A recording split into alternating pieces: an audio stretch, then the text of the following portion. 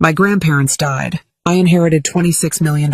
My parents demanded it. When I refused, I was a kindergarten teacher living on boxed mac and cheese paydays when a single phone call changed my life. It came on a Tuesday during nap time. The classroom was quiet except for the soft hum of the air conditioner and the gentle breathing of 20 small children. I was sitting at my desk, cutting out construction paper leaves for an autumn collage. My world was small, predictable, and safe. It was a world of scraped knees, juice boxes, and the smell of crayons. I liked it that way. The phone vibrated against a stack of coloring books. It was an unknown number and I almost ignored it, but something made me pick it up. A man's voice, low and somber, asked if I was Anna Grace Foster. When I said yes, he told me my grandparents were gone. Before I tell you how everything flipped, like and subscribe, and drop a comment to let me know where you are watching from. The words didn't make sense. Gone? Gone where? My mind couldn't form the right questions. He said there had been an accident. A car crash. He was a lawyer, their lawyer, and he was sorry. I remember hanging up the phone and just staring at the half-cut paper leaf in my hand. It was a perfect, jagged maple. Nothing in my world felt perfect anymore. The funeral was a blur of black suits and hushed apologies. My parents, Richard and Diane, stood at the front, accepting condolences like they were accepting awards. My father's face was a mask of dignified grief. My mother dabbed at her dry eyes with a silk handkerchief. I stood beside them, feeling like a ghost. These were the people who raised me, but I didn't know them at all. The only real parents I ever had were lying in 2 polished wooden caskets. 2 weeks later, we were sitting in the lawyer's office for the will reading. The room was just as stiff and formal as my parents'. It was on the top floor of a glass building downtown, with a view of the entire city. The chairs were plush leather that squeaked with every small movement. The air smelled of old paper and expensive cologne. My father sat back in his chair, one leg crossed over the other. He looked confident, like a man who knew what was coming and was pleased with it. My mother sat beside him, her back perfectly straight. Her nails, painted a deep blood red, tapped a silent rhythm on her leather purse. My brother, Jason, who was 2 years older than me, wasn't even pretending to pay attention. His eyes were glued to his phone, his thumb scrolling endlessly. They were all waiting for their reward for being the children of Harold and Elizabeth Foster. I just felt numb. I didn't want a reward. I wanted my grandmother's warm hugs. I wanted to hear my grandfather's booming laugh one more time. I wanted to sit with them on their porch swing, drinking iced tea and watching the fireflies come out. I wanted the only love I had ever truly known back. The lawyer, Mr. Goldstein, was an older man with kind eyes that seemed out of place in this cold room. He cleared his throat and adjusted his glasses. He read through some legal terms that went right over my head. I heard phrases like last will and testament and of sound mind and body. My father nodded along, as if he'd written the script himself. Then Mr. Goldstein paused. He looked up from the papers, his eyes finding mine across the wide mahogany desk. For a split second, I saw pity in his gaze. "And now," he said, his voice steady and clear, "we come to the disposition of the primary assets, including all shares of Foster Logistics, the family properties, and all liquid accounts, totaling an estimated $26 million.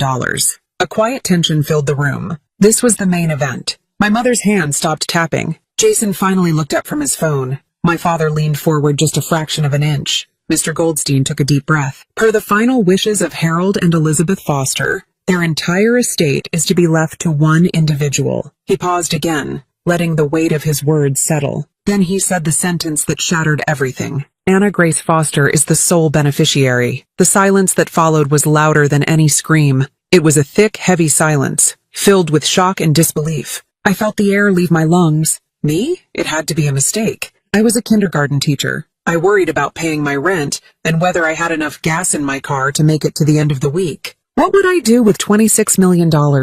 My father's jaw locked. The confident smile he had been wearing moments before vanished, replaced by a tight, ugly line. I saw a vein throbbing in his temple. My mother's nails, which had been tapping, were now digging so hard into the leather of her purse that I was sure she would leave marks. "What did you say?" my father asked. His voice was dangerously low. Mr. Goldstein didn't flinch. "The will is perfectly clear, Richard. Everything goes to Anna." "That's impossible," my mother hissed, her practiced sympathy gone. They were senile. They didn't know what they were doing. "On the contrary," Mr. Goldstein said calmly, "they were of perfectly sound mind." They also recorded a video message to be played at this reading, explaining their decision. He turned his laptop around. My heart hammered against my ribs. I should have been grieving. I should have been crying for the grandparents I had lost. Instead, I was sitting in a room with 3 people who were looking at me as if I had stolen something from them. I was about to learn a lesson that no school could ever teach: how money, or the lack of it, could make blood turn poisonous. And this was only the beginning. To understand why my grandparents did what they did, you have to understand the family I grew up in. I was born and raised in Ohio, in a big, beautiful house in a neighborhood where the lawns were always perfectly green and the cars were always new. From the outside, we were the perfect family. Richard and Diane Foster, their successful son, Jason, and their quiet daughter, Anna. But inside that house, I was emotionally invisible. My parents, Richard and Diane, chased luxury, not love. Their lives were a performance. Every dinner party, every holiday, every family gathering was a chance to show off their wealth and their status. My father was a real estate developer who built soulless McMansions on cleared-out farmland. My mother's job was to be the perfect wife. She organized charity galas, played tennis at the country club, and made sure our family looked flawless to the outside world. Affection in our house wasn't a hug or a kind word. It was a transaction. It was my mother saying, "Wear this dress to the Hendersons' party, Anna, and don't spill anything." It was my father telling me, "Straight A's look good on college applications. Don't disappoint me." Love was conditional. It was something to be earned through obedience and performance. My brother Jason learned how to play the game early. He was a natural. He was charming, athletic, and knew how to say all the right things. He was the golden child, the one my parents paraded around. He was going to take over my father's business one day. He was their legacy. I was just there, the quiet girl who preferred books to parties. The afterthought family dinners weren't about sharing your day. They were lectures on appearances. "Jason, your golf swing is improving." The chairman of the bank was very impressed, my father would say. Or my mother would chime in, "Diane, I saw Carol Ann today. Her daughter just got accepted into Yale. You need to work harder on your SAT prep, Anna." I would just sit there, pushing my food around my plate, feeling my throat tighten. I learned to be quiet. I learned to be small. It was easier that way. The only place I ever felt seen was with my grandparents, Harold and Elizabeth. They were the complete opposite of my parents. They lived 30 minutes away, in the same small, modest house they had bought 50 years ago. They owned a trucking business, Foster Logistics, which they had built from scratch in the 1970s with one truck and a whole lot of grit. That business was the source of my parents' comfortable life, a fact they preferred to ignore. My father was embarrassed by them. He mocked my grandfather's old pickup truck and my grandmother's thrift store clothes. "They're sitting on a gold mine and they live like paupers," he'd complain after every forced holiday visit. It's embarrassing, but I loved their world. Their house smelled like coffee and sawdust. My grandmother taught me how to garden, how to feel the soil between my fingers and coax life from a tiny seed. She taught me how to bake bread, how to mend a torn shirt, and how to be kind. My grandfather taught me how to change the oil in a car and the importance of a firm handshake. He taught me about frugality, not as something to be ashamed of, but as a sign of respect for hard work. "Never waste a dollar you've earned, Annie girl," he'd say, ruffling my hair. And never look down on a person willing to get their hands dirty. While my parents were at the country club, I was at my grandparents' house. I spent my summers there, helping my grandmother in her garden, listening to my grandfather's stories about the early days of the business. He would tell me about driving all night to make a delivery, about sleeping in his truck, about the deals he made on a handshake that were more binding than any contract. He taught me what humility and integrity looked like. When it was time for me to go to college, my parents wanted me to major in business or law, something prestigious, something that would look good. I told them I wanted to be a teacher. The look on my mother's face was a mixture of horror and disappointment. "A teacher?" she said, the word tasting like something sour in her mouth. "Anna, be serious. That's a hobby for women who marry rich, not a career." My father was even more blunt. "We're not paying for a degree in finger painting," he said. "If you want to waste your life, you can do it on your own dime." It was my grandparents who paid for my education. They didn't even hesitate. "The world needs good teachers, Annie girl," my grandfather said when I told them. "There's no nobler profession." My grandmother hugged me and whispered, "We are so proud of you." It was the first time anyone in my family had said those words to me. So I became a teacher. I got a small apartment, furnished it with second-hand finds, and filled my life with the messy, chaotic, beautiful world of 5-year-olds. It wasn't a glamorous life. It didn't impress my parents' friends. But it was mine. It was real. My parents rarely called. When they did, it was to ask me to show up for a family photo or a holiday dinner where I was expected to sit quietly and not embarrass them. They never once asked about my students or my classroom. They had no interest in the life I had built for myself. To them, I was a failure, a disappointment. But every Sunday, without fail, I drove to my grandparents' house for dinner. We'd eat my grandmother's pot roast and talk for hours.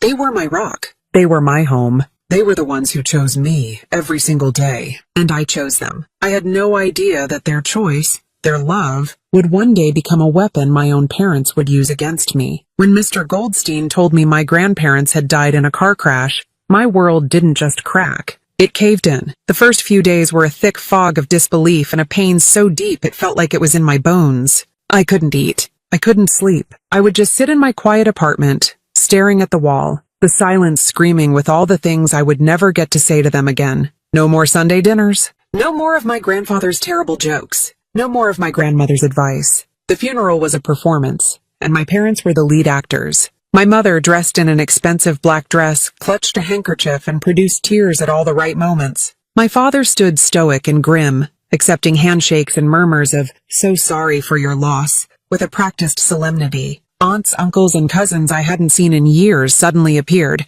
their faces etched with a grief that felt hollow and insincere. They talked about how wonderful Harold and Elizabeth were, but they were talking about strangers. They didn't know the real people. They didn't know the woman who hummed off-key while she weeded her tomatoes, or the man who cried every time he watched It's a Wonderful Life. I felt a cold rage bubble up inside me. Where were all these people when my grandparents were alive? Where were they for the last 10 birthdays my grandfather celebrated? They hadn't visited in years, but they showed up for the free food and the drama. I stood through the entire service feeling completely and utterly alone. My own parents didn't even look at me. My brother Jason spent most of the time outside, talking on his phone about some business deal. In a church full of people, I was invisible. 2 weeks passed in that same gray fog. Then came the will reading. As I sat in that leather chair in Mr. Goldstein's office, the fog began to clear, replaced by a sharp, cold dread. I watched my family. My father leaned back, confident, already spending the money in his head. My mother rehearsed the sympathetic smiles she would give when her husband inherited the family fortune. Jason was bored, already assured of his cut. They saw this as a finish line, the end of their obligation to the old folks, and the beginning of their reward. Then the lawyer announced the inheritance. Every dollar, every property, every share of Foster Logistics went to me. The shock in the room was electric. My father's confidence shattered like glass. He surged forward in his chair. "That's a lie," he snapped, his voice cracking. "There must be some mistake. Let me see that paper." Mr. Goldstein slid the document across the desk. "There's no mistake, Richard." My father's eyes scanned the page, his face turning a dark, blotchy red. My mother was the next to speak, her voice sharp and brittle. "This is ridiculous. It's senile favoritism. A teacher can't handle that kind of money. She'll lose it all in a year." "They had their reasons," Mr. Goldstein said, his calm demeanor infuriating them even more. "And they wanted to explain them to you themselves." He turned his laptop toward us and pressed play. Suddenly, my grandparents were there,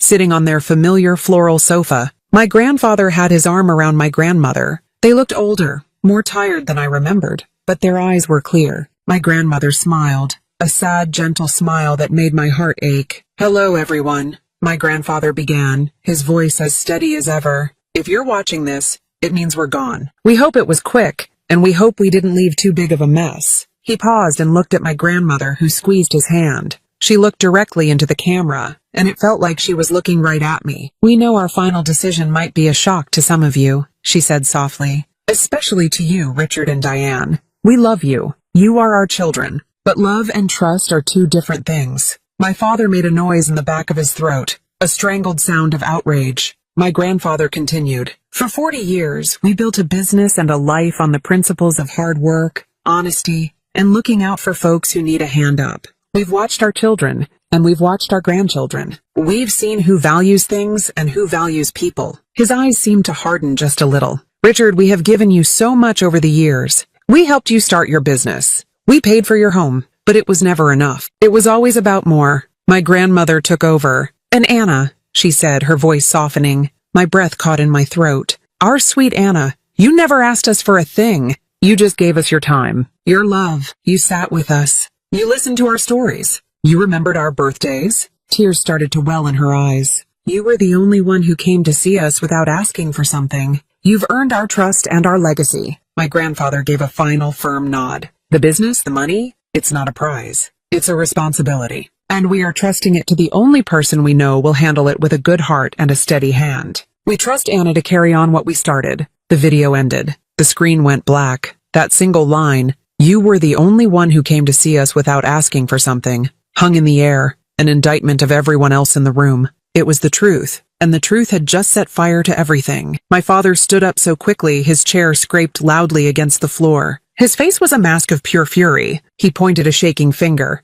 not at the screen, but at me. "You," he spat. "You manipulated them. You poisoned them against their own family," the room erupted. My mother was on her feet, yelling about lawyers and contesting the will. Jason was swearing under his breath, staring at me with a look of utter contempt. But I barely heard them. All I could hear was my grandmother's voice. All I could see was my grandfather's proud face. They hadn't forgotten me. They saw me. They had always seen me. And in their final act on this earth, they made sure the whole world knew it. The ride home from the lawyer's office was silent and heavy. I drove my own beat-up sedan, following my parents' gleaming black luxury car. I could feel their anger radiating through the glass and steel, a toxic cloud that followed me all the way back to their pristine, oversized house. I didn't want to go. I wanted to drive to my own little apartment and hide under the covers. But a text from my mother had pinged on my phone before we even left the parking garage. "We need to talk. At the house. Now." It wasn't a request. They summoned me to the formal living room,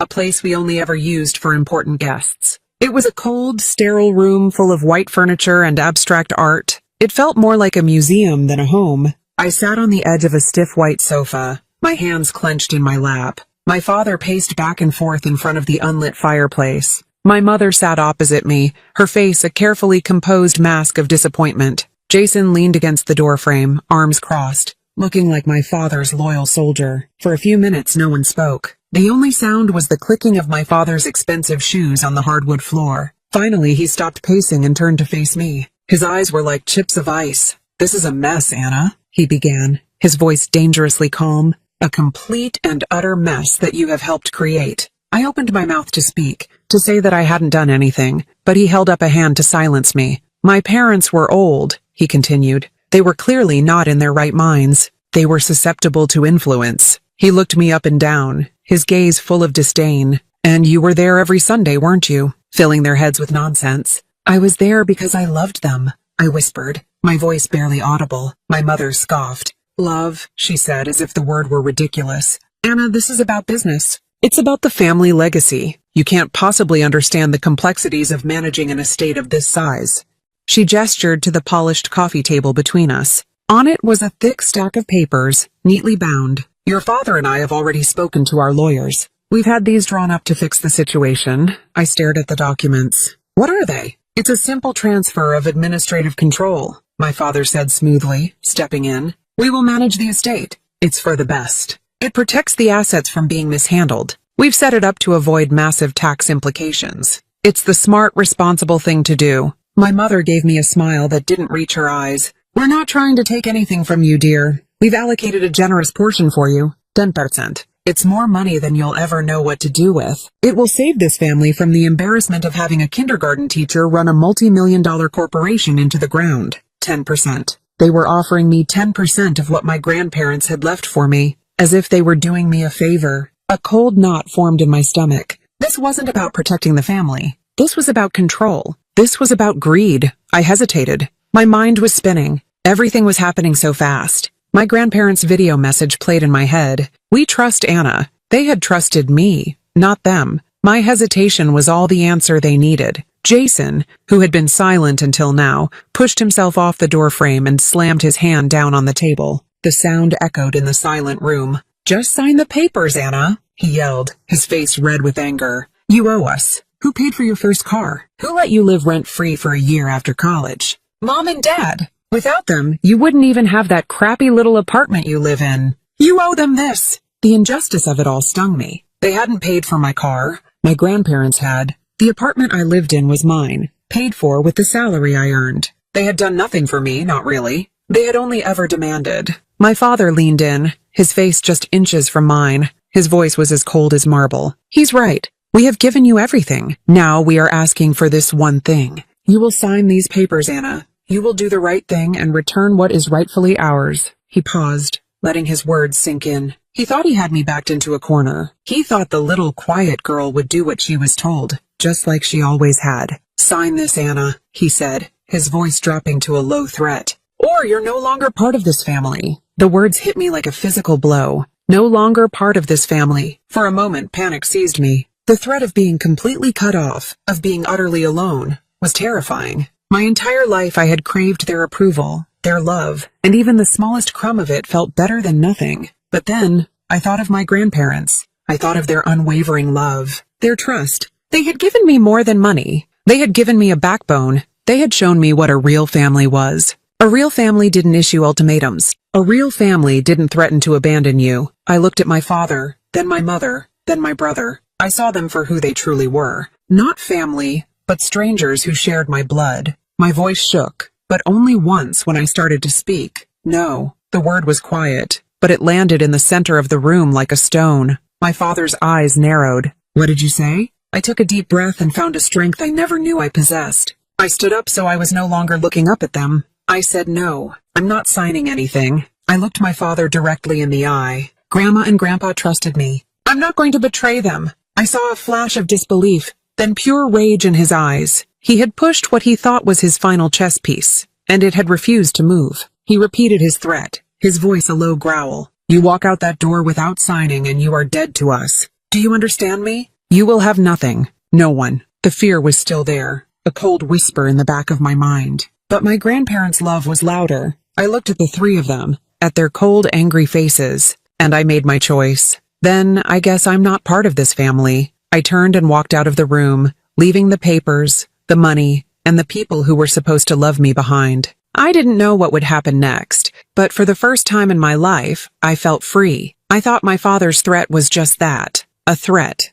Angry words spoken in a moment of fury. I thought I would have time to figure things out, to find a new place to live, to make a plan. I was wrong. I had underestimated their cruelty. Within an hour of me walking out of their house, they proved how real the threat was. I was sitting in my car in a grocery store parking lot, my hands trembling on the steering wheel, trying to process what had just happened. My phone buzzed. It was a text from my father. I suggest you pack your things. A second text followed immediately after. It was a formal-looking document, a PDF file. As the owner of the building at 1254 Maple Street, I am hereby terminating your month-to-month lease, effective immediately. I stared at the screen, my blood turning to ice. My apartment building. He owned my apartment building. I scrolled through my rental agreement, a document I hadn't looked at since I signed it. The owner was listed as a corporation, R&D Properties LLC, Richard and Diane. Of course, it was one of his shell companies. All this time, I had been paying rent to my own father, and I never even knew it.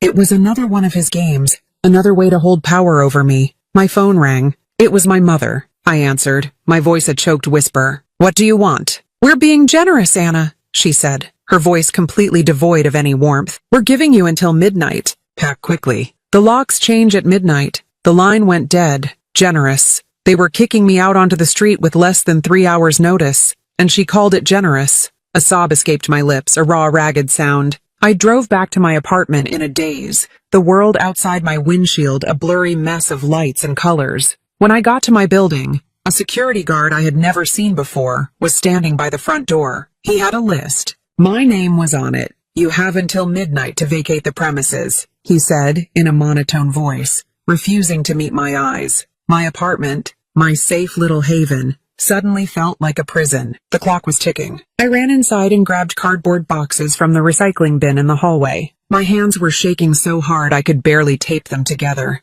What do you pack when your life has been dismantled in a single evening? I started in my bedroom. I threw clothes into a suitcase. Not the fancy dresses my mother had bought me for Christmases, the ones that never felt like me. I packed my comfortable jeans, my soft sweaters, the t-shirts I wore to school. I grabbed the shoebox from the top of my closet. Inside were all the cards and letters my grandparents had ever sent me. Every birthday, every holiday, every simple thinking of you note. They were more valuable to me than anything. In the living room, I looked around at the life I had built. My books, my little collection of mismatched mugs, the finger paintings my students had made for me, taped to the refrigerator. I couldn't take it all. There wasn't time. I grabbed a few of my favorite books and the framed photo of my grandparents that sat on my nightstand. The last thing I took was my grandmother's quilt. It lay folded at the end of my bed. She had made it for me when I went to college. It was a patchwork of old fabrics, scraps from her aprons, my grandfather's old work shirts,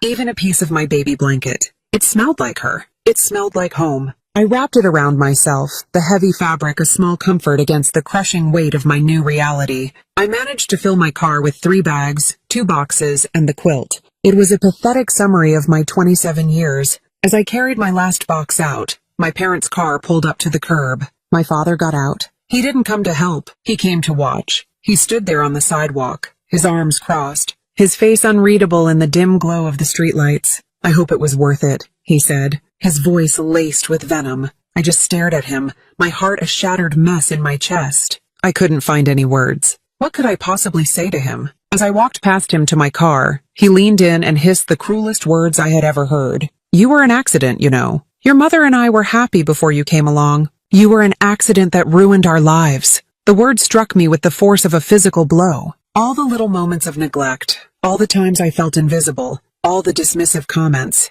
they all clicked into place. It wasn't just that they preferred Jason. It was that they had never wanted me at all. I stumbled, catching myself on the car door. I didn't look back at him. I couldn't. I got into my car, the quilt still wrapped around my shoulders, and drove away. Tears streamed down my face, hot and blinding. I drove into the night with no destination, sobbing, an orphan with living parents. I had lost my home, my family, and the very foundation of who I thought I was. All I had left was a car full of boxes and a single key clutched in my hand, the key to my grandparents' house, the one Mr. Goldstein had given me. It felt heavy in my palm, a tiny piece of metal that held the weight of my past and the terrifying uncertainty of my future. It was the only key I had left.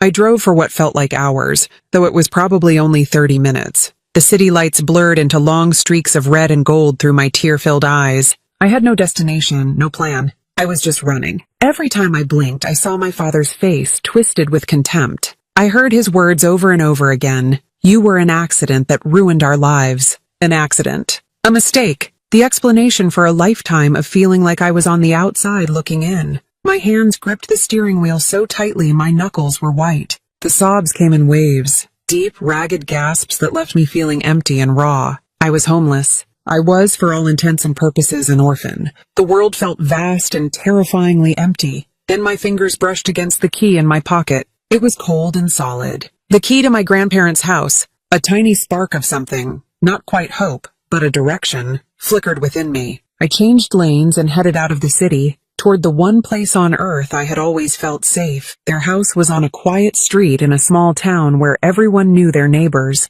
It was a simple 2-story home with a wide front porch and a big oak tree in the yard. It wasn't grand or impressive like my parents' house, but it was real. It was loved. I parked my car in the driveway and just sat there for a long time, looking at the dark windows. The thought of going inside without them there felt like a betrayal. It was their space, but the alternative was sleeping in my car. Taking a shaky breath, I got out and walked up the familiar stone path. My hand trembled as I put the key in the lock. It turned smoothly. The moment I pushed the door open, the air smelled like them. It was a comforting mix of my grandmother's lemon polish and the faint scent of cedar from my grandfather's workshop, the scent of safety. I stepped inside and closed the door, shutting out the cold, dark night. For the first time all evening, I felt like I could breathe again. I didn't turn on the lights. I let my eyes adjust to the darkness, navigating by memory. I walked through the living room, my fingers trailing over the soft, worn fabric of my grandfather's favorite armchair. I saw the faint indentation where he always sat. I moved into the kitchen and stood in the spot where my grandmother and I had baked countless batches of cookies, the floorboards creaking in the same familiar way. Every object held a memory. The cuckoo clock on the wall that my grandfather refused to get rid of, the stack of old National Geographic magazines on the coffee table, the chipped mug by the sink that said "World's Best Grandpa." This wasn't just a house. It was a museum of my childhood, a testament to the only unconditional love I had ever known. A fresh wave of grief washed over me, but this time it was different. It wasn't the panicked, frantic grief from before. It was a deep, sorrowful ache for the 2 wonderful people I had lost. I sank onto their sofa, pulled my grandmother's quilt tighter around me, and cried until I had no tears left. I must have fallen asleep because I was startled awake by a soft knocking at the front door. Sunlight was streaming through the windows. It was morning. My whole body was stiff and my head pounded. For a terrifying second, I thought my parents had found me. I crept to the door and peered through the peephole. It was Mr. Goldstein, the lawyer. He was holding a cardboard tray with 2 cups of coffee and a small paper bag. The relief was so overwhelming my knees felt weak. I opened the door. He gave me a kind, sad smile. "I thought you might end up here," he said gently. "May I come in?" I nodded, unable to speak. He stepped inside and placed the coffee on the kitchen table. The smell of fresh coffee and pastries from the bag filled the air. It was such a normal human gesture that it almost made me cry again. "I called your cell phone a few times last night," he said, his voice full of concern. "When you didn't answer, I got worried. I suspected Richard might pull something like this. He kicked me out," I said, my voice hoarse. "He owns my apartment building. He gave me until midnight to leave." Mr. Goldstein's expression hardened. He shook his head slowly. "I'm so sorry, Anna. They've left you no choice." He pulled out a chair from the table. "Please sit down. We have a lot to talk about. Your grandparents? They were very wise. They saw this coming." He opened the leather briefcase he had brought with him and took out a large, worn folder. He laid it on the table between us. "Your grandparents started preparing this over 5 years ago. They knew who Richard was. They knew what he was capable of." He opened the folder. It was filled with documents, journals, and letters. It was a meticulously organized archive of my parents' greed. "They documented everything," Matthew said, his voice calm and steady. "Every time your father asked for a loan and didn't pay it back. Every time your mother complained about their frugal lifestyle while demanding money for a new car or a country club membership." He slid a small leather-bound book toward me. It was my grandmother's journal. Her elegant looping cursive filled the pages. I opened it to a bookmarked page. October 12th, it read. "Richard called again today. He needs another $50,000 for a new real estate venture. He says it's a sure thing, just like the last one. When Harold told him we needed to think about it, he became so angry. He said we owed it to him, that our money was doing nothing sitting in a bank. It breaks my heart to hear him talk that way. He doesn't see us as his parents anymore. He sees us as a vault he can't quite crack open." My throat closed up. I looked through more documents. There were copies of checks written to my father, labeled loan, with no record of repayment. There were letters from my mother detailing her extravagant spending habits. Then, Matthew slid a small flash drive across the table. "This is the most crucial part," he said grimly. "Your grandparents installed a new security system last year. It had cameras covering the main rooms, the entrances, and the safe where they kept my grandmother's jewelry." He opened his laptop and inserted the drive. "They suspected your parents might try something after they were gone. This footage is from the day after the funeral." He clicked play. An image of my grandparents' living room appeared on the screen. It was empty. Then, the front door opened, and my parents walked in. They looked around, making sure no one was there. My mother walked straight to a landscape painting on the wall, took it down, and opened the small safe hidden behind it. I watched in horror as my own mother, dressed in her black funeral attire, began pocketing my grandmother's jewelry. A pearl necklace, diamond earrings, brooches that I remembered her wearing. My father stood guard by the window. "They're thieves," I whispered, a sick feeling rising in my stomach. "They came here after burying their own parents and stole from them." "Your grandparents anticipated this," Matthew repeated softly. "They knew they had to protect you. They knew they had to leave you more than just money. They had to leave you the truth and the tools to defend it." He closed the laptop and looked at me, his eyes full of compassion. "You are not alone in this, Anna. They made sure of that." I sat there, in the quiet warmth of my grandparents' kitchen, the smell of coffee in the air. The shock and grief were still there, but they were now mixed with something else. A flicker of strength, a sense of purpose. My parents had exiled me and left me with nothing, but my grandparents had left me a plan. They had left me a shield. They had left me everything I needed to fight back. I woke up the next morning in the guest room, the one with the pale yellow walls and the faint scent of lavender. For a split second, I forgot everything. I thought I was a teenager again, having a sleepover at Grandma and Grandpa's. Then the weight of the last 48 hours crashed down on me. The will reading, the ultimatum, the eviction, the video of my parents stealing jewelry. But instead of the crushing despair of the day before, I felt a new, unfamiliar resolve hardening in my chest. I was no longer just a victim of their cruelty. I was the guardian of my grandparents' legacy, and I would not let them down. I went downstairs. Matthew Goldstein was already in the kitchen, a pot of coffee brewing. He had stayed in the other guest room, unwilling to leave me alone. He nodded at me with a reassuring smile. Morning, Anna. I took the liberty of making some calls. Some people are coming over today. People your grandparents trusted. People you can trust. Before I could ask who, the doorbell rang. It was a man in his late 50s, his face weathered and kind, his hands calloused from years of work. He wore a simple flannel shirt and jeans. I recognized him instantly. Carlos, I said, a small smile touching my lips.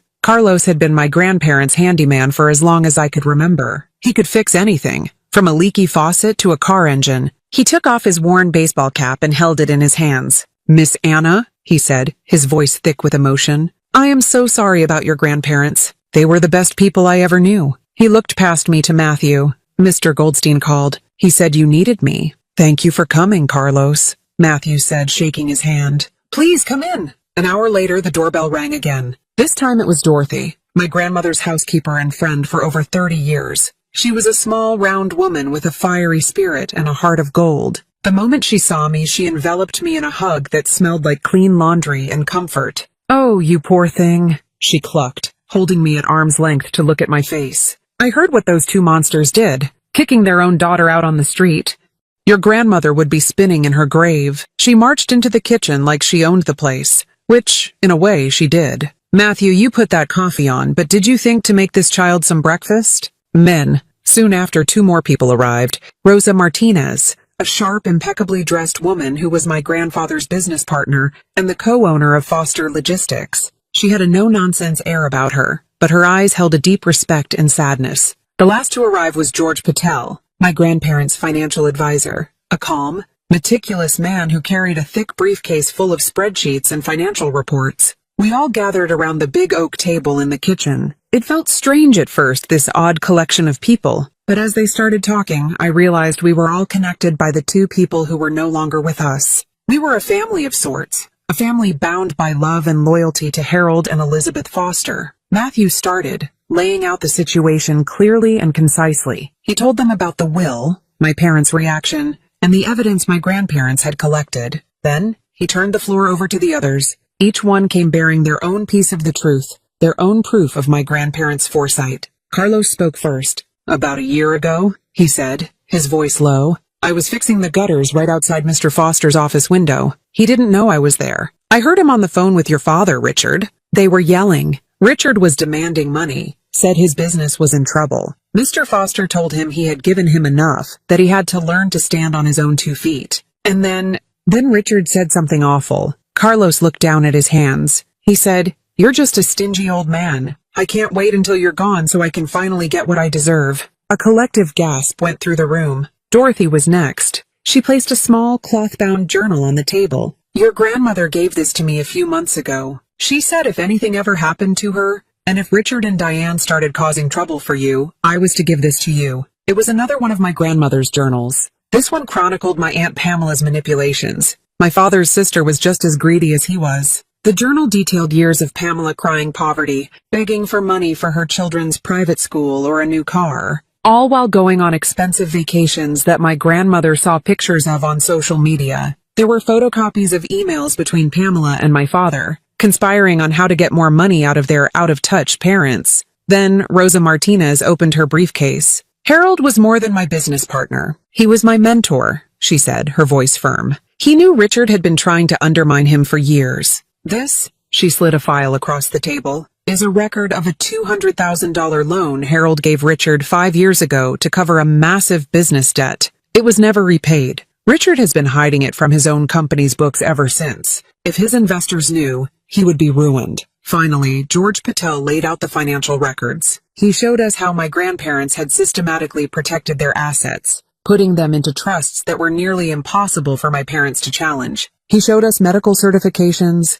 signed by multiple doctors within the last year, all confirming my grandparents' full mental clarity and competence. They had thought of everything. They had built a fortress around me, brick by brick, document by document. They had assembled an army to stand with me, and I hadn't even known it. As I sat there listening, absorbing the full scale of my family's decades-long betrayal, I felt the last of my fear burn away, replaced by a cold, hard certainty. They weren't just greedy, they were cruel. They had leeched off the 2 kindest people I knew, all while holding them in contempt. Just then, my phone buzzed on the table. The sound made us all jump. I looked down at the screen. It was a text message from Jason. My heart pounded as I read it aloud. "We're coming tomorrow at 10. Don't try to stop us." A heavy silence fell over the kitchen. It was another ultimatum, another attempt to intimidate me, to bully me into submission. They thought they were coming to confront the same timid, quiet girl they had kicked out of her apartment. They had no idea who and what was waiting for them.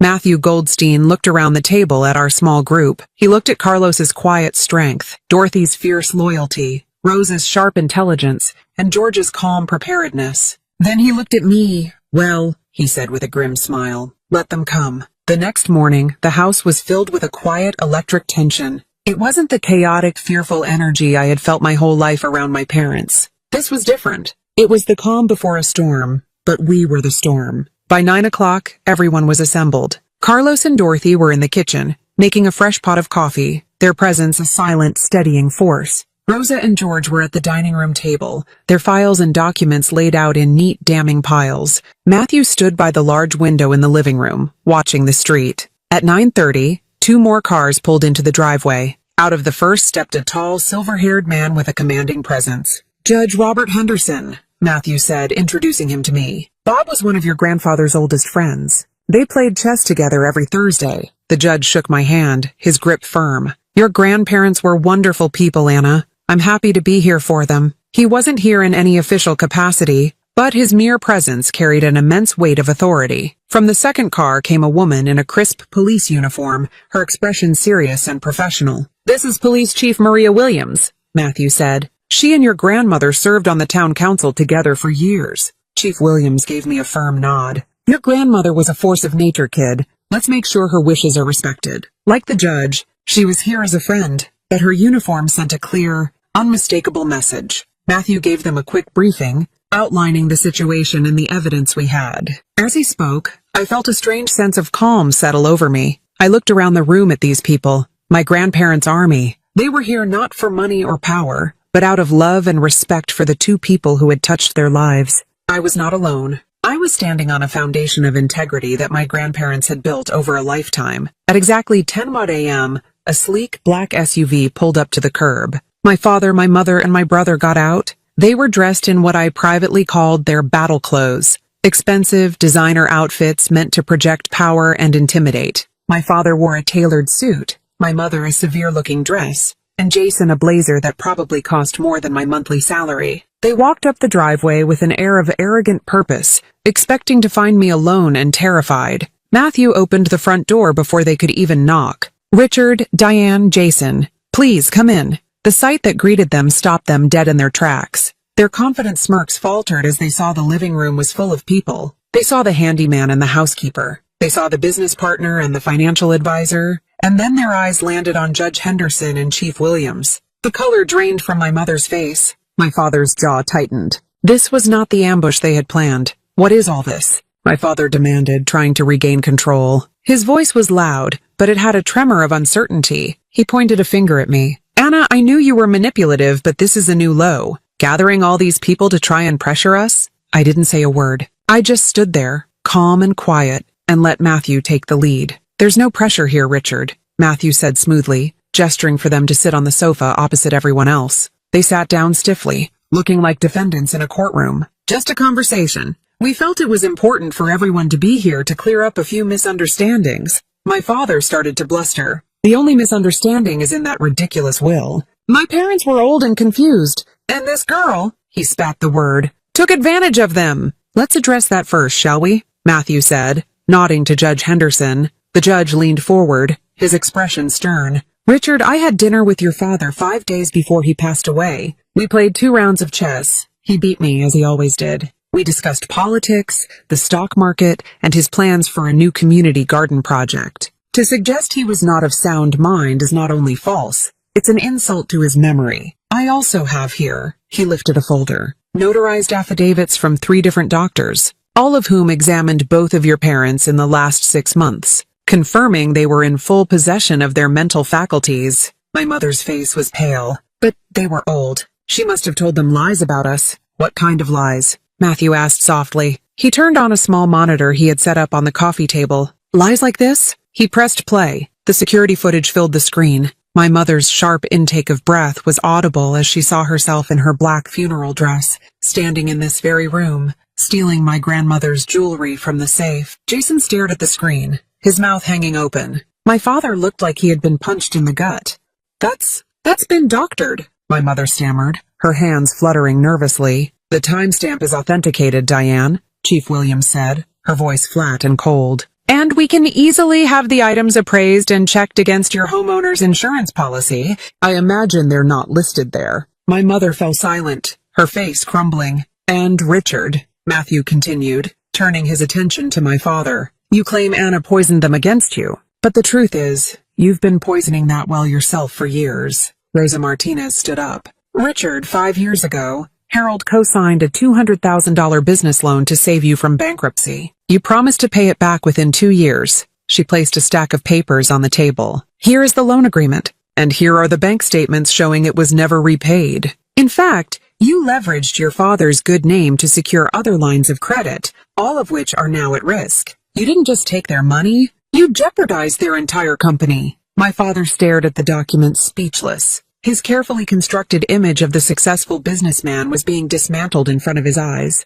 Throughout all of this, I had remained silent, watching them, watching their masks of outrage and entitlement crack and fall away, revealing the ugly, desperate greed beneath. Their threats were gone. Their power was gone. All they had left were their lies, and those had just been burned to the ground. Finally, my father looked at me. His eyes were full of a hatred so pure it was almost breathtaking. You did this, he whispered. You turned them all against us. I finally spoke. My voice was quiet, but it carried across the silent room. It was steady. It was strong. You did this to yourselves, I said, looking each of them in the eye. You were so busy waiting for them to die that you never once appreciated that they were alive. You didn't want their love. You wanted their bank account. You saw them as an obstacle. I saw them as my whole world. I stood up and walked toward them. They flinched as if I were going to strike them. You didn't lose money today, I said, the words coming clear and true. You lost your masks. There's nothing left to hide behind. You didn't lose an inheritance.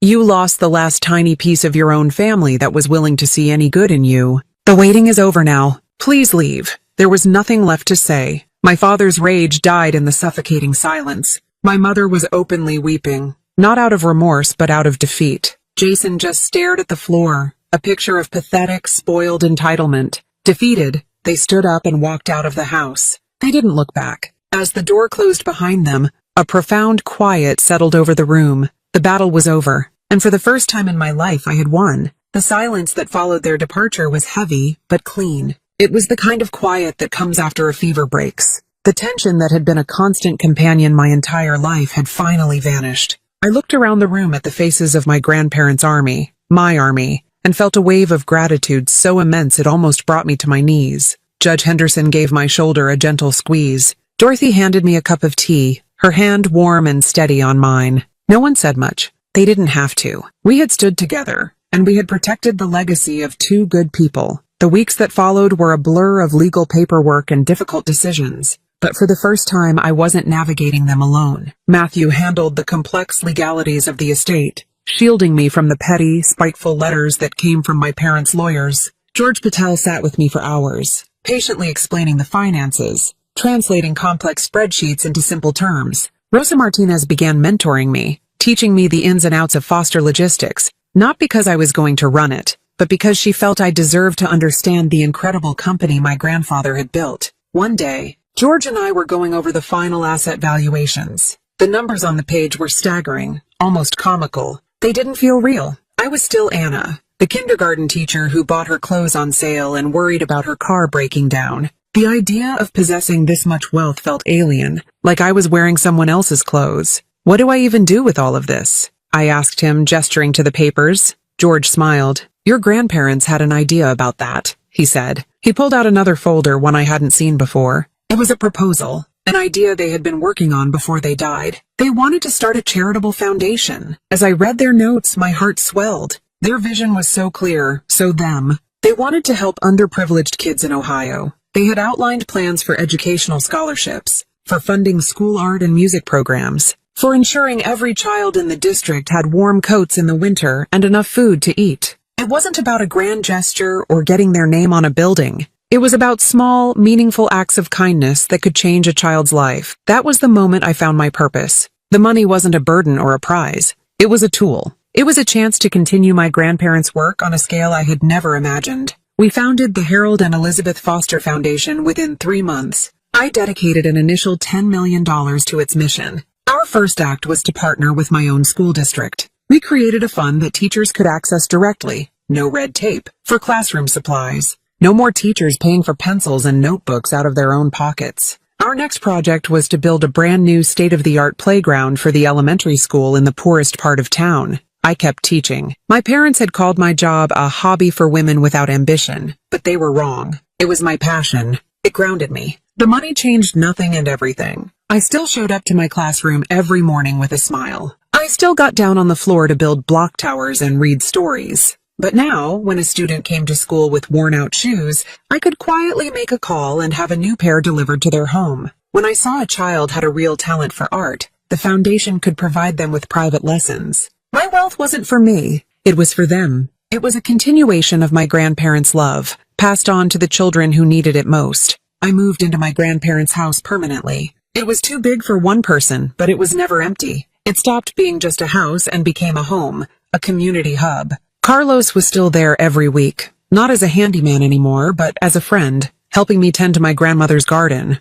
Dorothy came by twice a week, not to clean, but to have coffee and gossip and teach me how to bake her famous apple pie. Every Sunday, the big oak table in the kitchen was filled with people. Matthew, George, Rosa, Carlos, Dorothy, and a rotating cast of local teachers and community members would gather for dinner. We would eat and laugh and argue about politics and share stories. These dinners were everything my childhood family dinners were not. They were warm, chaotic, and filled with genuine affection. There were no lectures on appearances, no pressure to perform. It was just a group of people who cared about each other, breaking bread together. One evening, sitting on the porch swing my grandfather had built, watching the fireflies begin to glow under the big oak tree, I realized the truth. My parents' final cruel act hadn't left me orphaned. It had set me free from their judgment, free from their conditional love, free from the crushing weight of constantly trying to be good enough for people who would never see me. I hadn't lost a family. I had found one. It wasn't a family bound by blood, but one bound by choice, by loyalty, and by a shared love for the two people who had taught us all what it meant to be truly rich. My grandparents left me more than $26 million. That's the number that gets all the attention, the part that sounds like a fairy tale. But the money was the smallest part of my inheritance. They left me proof that kindness wins, even when greed screams louder. They left me a community of good people who believe in loyalty and love. They left me a purpose, to continue their legacy of looking out for others. That's the true inheritance. If you've ever felt invisible, if you've ever had to stand up for what's right, even when it was scary and you felt all alone, hit like, subscribe, and tell me your story in the comments below. I read them, because family isn't who shares your blood. It's who stands beside you when it costs something. And true wealth isn't what you keep, it's what you give away.